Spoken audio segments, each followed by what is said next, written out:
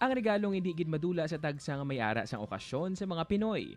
Ining nagapakita sang kahamuot sang tawo nga nagahatag sa nagabaton sini. Apang hindi man mahapos ang pagpangita sa mga pangregalo. Gani para sa iban, ini ang ginapaagi na lang sa kwarta. Dili nagsugod ang mga estilo para ini ang mahimo nga sorpresa. Para sa iban, ining paagi sa money cake. Sa karon naman, money bouquet na. Kag isa sa mga mabakal nga obrang iya sang Ilongga nga si Marigold Gunay. Ang talentong iya lang gintun-an tubtob ini ang natalupangdan kag nagustuhan sang iban. Mga kapuso, nagapangita kabalasang pangregalo nga sigurado magustuhan gid sa ngatagan mo nga hindi mo pagtilawan ang money bouquet. Kag ang istoryahan tapod sa isa sa mga nagahimo sini si Marigold Gunay. Good morning, Ma Marigold, kag welcome sa GMA Regional TV Early Edition. Good morning, Miss Kate. Good morning sa aton ng mga kapuso. Marigold, kamusta ang negosyo? Ang amon sa bunga negosyo is mabakal gid sa bunga pandemic. Sano ka nagsugod sang money bouquet kag nga napinsaran mo man nga mag-intra diri? Me and my siblings decided na hatagan man sa gift ang amon ng mother for the first time na wala yung pakaagi na receive halin man sa amon. So, hamper ko, what if hatagan natin siya sang money bouquet, no? Since uso ini subong. And ako na lang ang naghimo since may idea naman ako kung paano maghimo sa bouquet, halin sa bouquet nga ginhatag man sang akong na husband. And then, damo ako na-receive na positive feedbacks about sa bouquet nga ako nga ginhimo. And then, hamba nila nga, sige na, i-push mo na, himuan na business, no? Nahambal mo nga may ideya ka na kung paano mag-ubra sang money bouquet, paano mo inigin pasanyog? Okay, so since may idea naman ako, no, Miss Kate, kung paano maghimo sang bouquet, mas na-develop pagid siya through YouTube tutorials, no, sa YouTube lang gid. So natunan ko na siya kung paano pagid magpanami, kung ano pagid ang mga materials na pwede ko magamit, kung diin pagid makabakal sang mas affordable pagid, no, kag how to make it look neat. Pwede mo madetalye sa aton kapuso viewers ang proseso sa paghimo sang money bouquet? Okay, so syempre unang-una dapat kompleto ang aton nga mga bills, no? Like 20s or 50s or even yung mga 500s kag 1,000s, no? Dapat kompleto ina sila. And then next, ang amon nga ginagamit is ang ice wrapper bala, Miss Kate. So that's where we will put the money in para ma-avoid bala nga mabasa or matapikan and ma-damage sang scotch tape ang aton nga bills.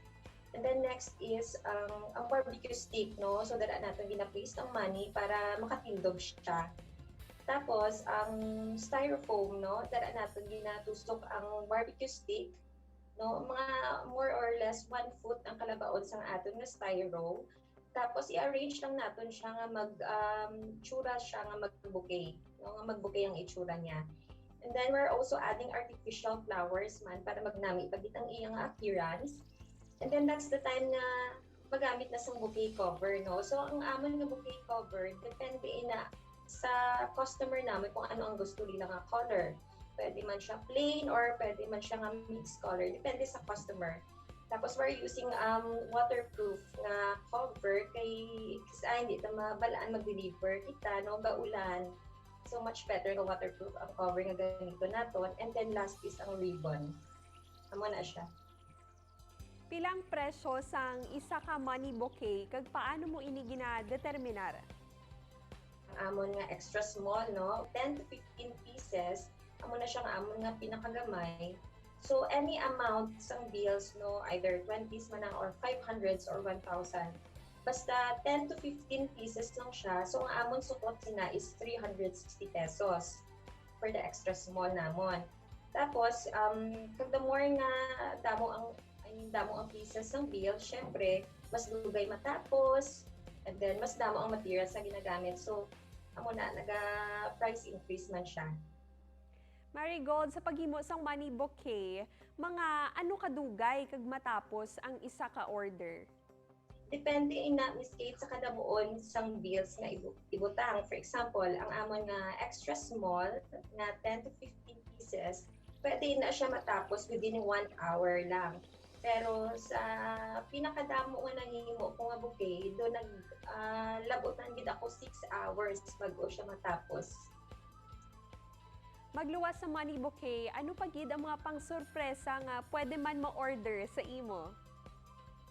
Okay, magluwas sa money bouquet, Miss Kate. May ara man kami, ang amon man nga best seller, ang chocolate bouquet.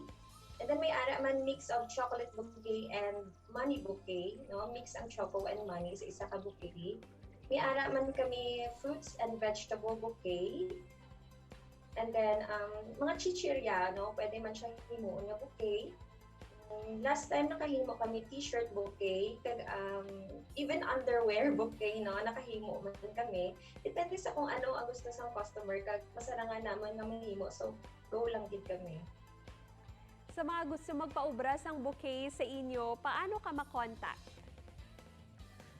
Miss Kate, may ara kami Facebook page. Please follow and like 7 Gray Iloilo Bouquets. Ma Marigold, madamo gid nga salamat sa tion nga ginhatag mo sa amon. Sa liwat, maayong aga. Madamo man nga salamat, Miss Kate, and good morning sa tanan. Duga nga impormasyon kag good vibes sa pagbalik sa GMA Regional TV Early Edition. Ini ang GMA Regional TV Early Edition.